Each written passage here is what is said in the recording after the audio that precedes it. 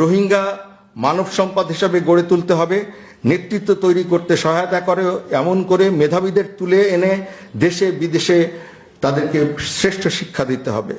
USA যেহেতু Rohingya নির্যাতনকে genocide হিসাবে করেছে, ডিক্লেয়ার করেছে, সুতরাং এর আওতায় রোহিঙ্গা জনগোষ্ঠী যে সকল সুযোগ সুবিধা পেতে পারে পশ্চিম বিশ্ব থেকে সেইগুলা তুলে আনার ব্যবস্থা করতে হবে।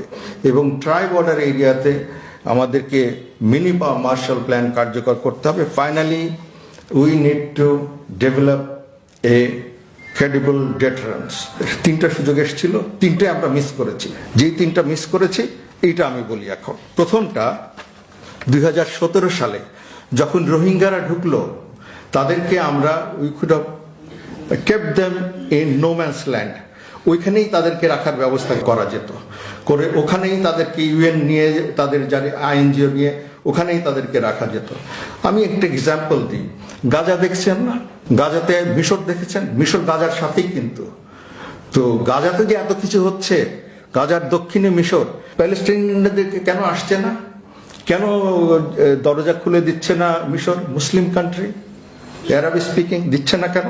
কারণ তারা জানে এই খুলে দিলে একবার যদি প্যালেস্টিনিয়ানরা আসে, ইহুদিরা আর কোনোদিন ওদেরকে নেবে না। বোঝা গেল? আমরা ওইখানে একটা মিস করেছি। বার্মা অ্যাক্ট, রোহিঙ্গা অ্যাক্ট, এইগুলাকে রিপেট্রিয়েশনে কিভাবে কাজে লাগানো যায় সেই জন্য আমাদেরকে সক্ষমতা বাড়াতে হবে। রোহিঙ্গা সংকট ও আঞ্চলিক নিরাপত্তা নিয়ে আমি 2-3টা কথা বলবো। যে শুরুতে আমি যেটা বলেছিলাম, এই ক্যাম্পে 4 লক্ষের মতো বাচ্চা আছে যারা 2030 সালে সবাই অ্যাডাল্ট হয়ে যাবে।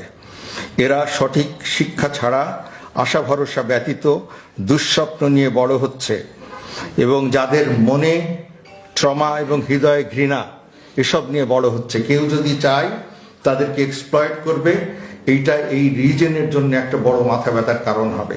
রোহিঙ্গারা এখন যেখানে আছে এটা ট্রাই বর্ডার জঙ্গল টেরেন, বিচ্ছিন্নতাবাদী, perfect breeding ground for insurgency, গান কালচার, পোরাস বর্ডার।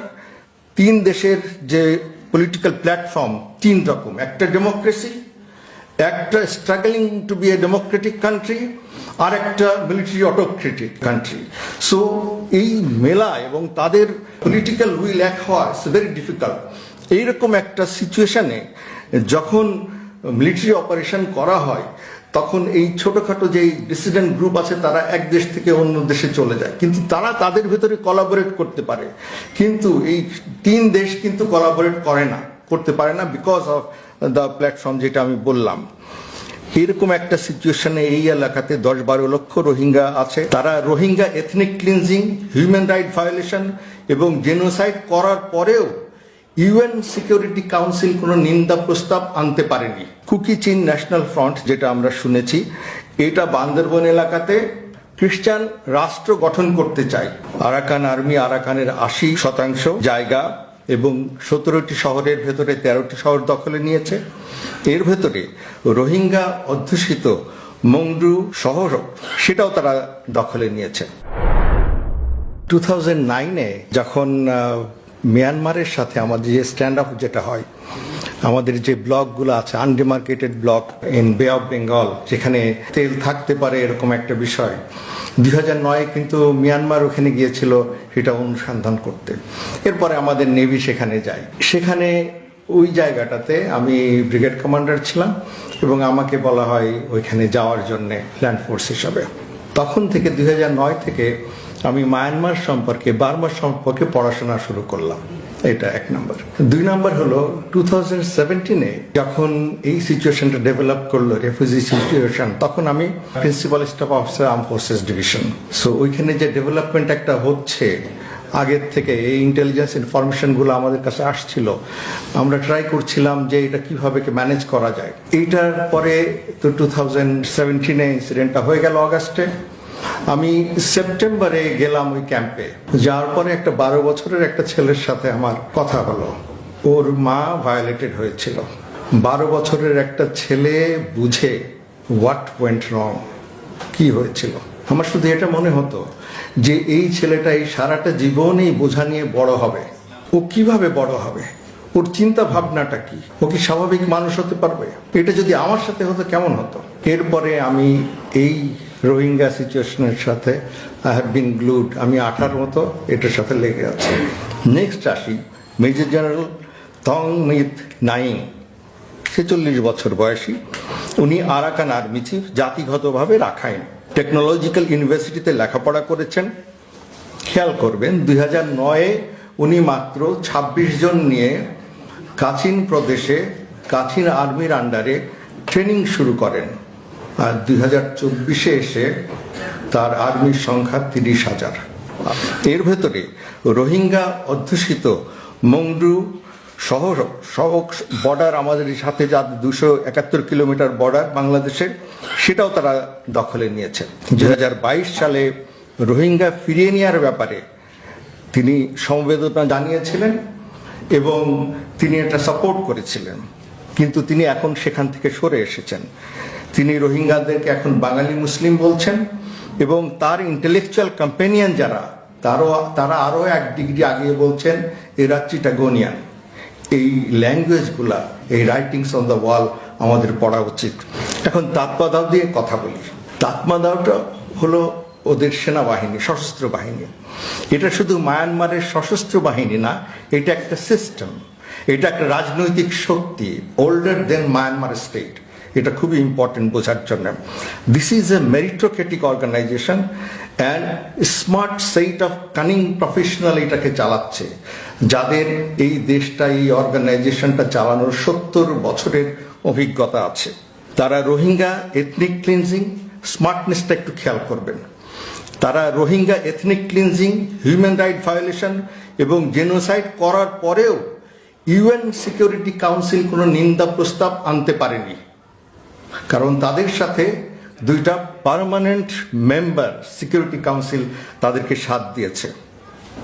আরও ইন্টারেস্টিং, কখনোই দেখবেন না 2টা রিজিয়নাল পাওয়ার একই সুরে গান গায়, কিন্তু তাদের ক্ষেত্রে আমাদের এলাকার 2টা রিজিয়নাল পাওয়ার চায়না এবং ইন্ডিয়া, দুইজনই তাদের সাথে সাথ দিয়েছে এই রোহিঙ্গা ইস্যুতে।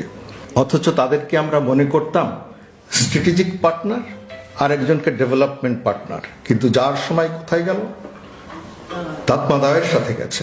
আরও খেয়াল করবেন, আইসিজেতে যখন কেস করা হলো, আমরা কেস করার সাহস পাইনি।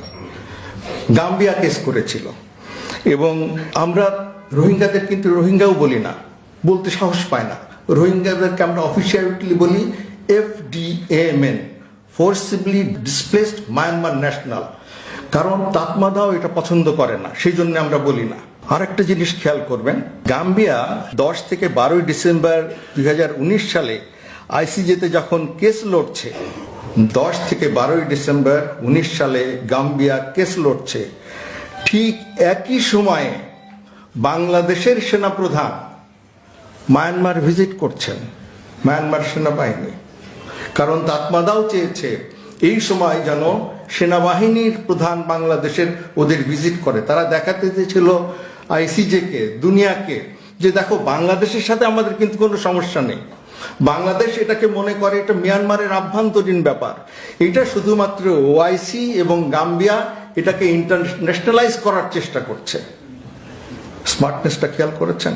ভূ রাজনৈতিক ভূকৌশলগত সুবিধাদের ফায়দা নেওয়ার জন্যে আমরা আমাদের পলিসি নির্ধারণ করতে পারি এবং আমাদের দেখতে হবে আমাদের পলিসি রিভিজিট করার দরকার আছে কিনা। আমি মনে করি আছে। একটা এক্সাম্পল দিচ্ছি, আমাদের প্রতিবেশী 2টা রাষ্ট্র, 2টা রাষ্ট্রের সাথে কিন্তু আমাদের, আপনি যদি খেয়াল করেন, বন্ধুত্বপূর্ণ সম্পর্ক নাই। একজনের সাথে ছিল, সেটা অন্য ধরনের বন্ধুত্ব, এখন এটা মোটামুটি একটা টাসেলের রূপ নিয়েছে। আপনার 2টা প্রতিবেশী যারা militarily more powerful than you, geographically bigger than you, এরকম resource wise greater than you, এরকম যদি হয় দুইটার সাথে আপনার সম্পর্ক খারাপ হয়ে গেল, তাহলে আপনার ডিপ্লোমেসি কি ফেল করেছে না করেনি?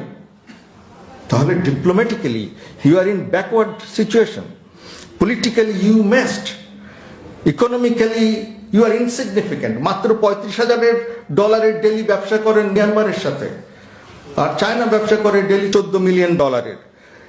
Socially, we have distant away. It's only you are awaiting military defeat. If there is a military confrontation, you are awaiting that defeat.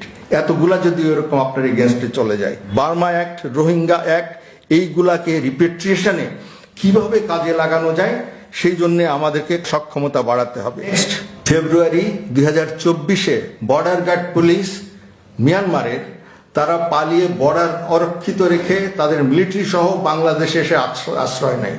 প্রায় 200 কিলোমিটারের মতো বর্ডার 3 সপ্তাহ একদম ফাঁকা খালি ছিল। আমরা এটা এক্সপ্লয়েট করতে পারতাম। এই সময়ে কিছু রোহিঙ্গা নিয়ে ইনসাইড মিয়ানমার আমরা যে জোন ক্রিয়েট করতে চাচ্ছিলাম ওইখানে তাদেরকে রাখতে পারতাম। একবার ওইখানে যদি যে রাখা হতো তাহলে ওইখান থেকে তাদেরকে এভিক্ট করা যেত না। We miss that chance also, যে ঢিল মারলে পাটকেলটা খেতে হবে, এটা নাই।